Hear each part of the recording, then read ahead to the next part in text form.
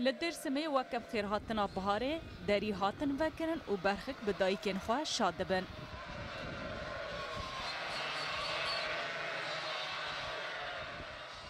او یکشی هیشت کو دیمنین خوشک در بکوین هوله.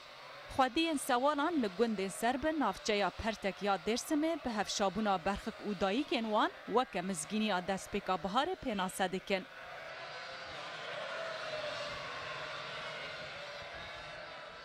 او د ناوا روژه دا دو جاران برخکان بری بر دایکن وان ددن. دایکا جمیله کو تمنا وی 7 ساله تبیجه.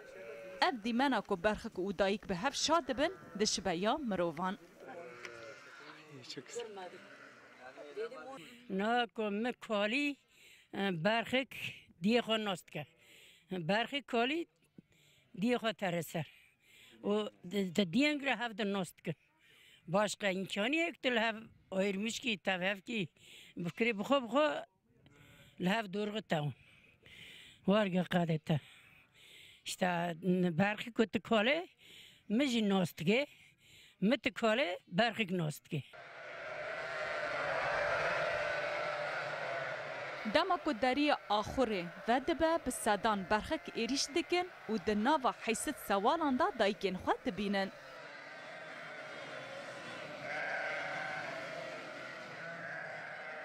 و بدایکن خود شاد بن. لی سوال گرد بیجن تو جداهی دنابرا زندیان دا تنه دما کو شیر ددن زاروکن خود.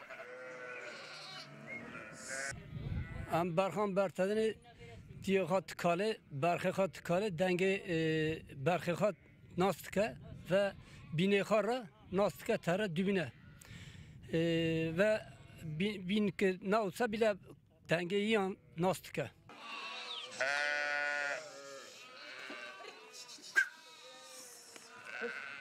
بهار نتنی مزگینی شابونا برخک و میهانه ده همان دمیده دشت و زوزانجی بگل و چیچکان شاده بن.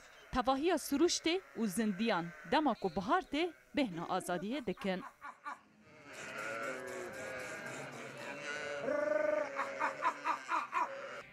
و 6-7 سال استیم تونجلی ازیجان شوانیه دکم رنده باشن و بکیف یعنی و هم یایلی وان هم بپزی وان هم علمین یعنی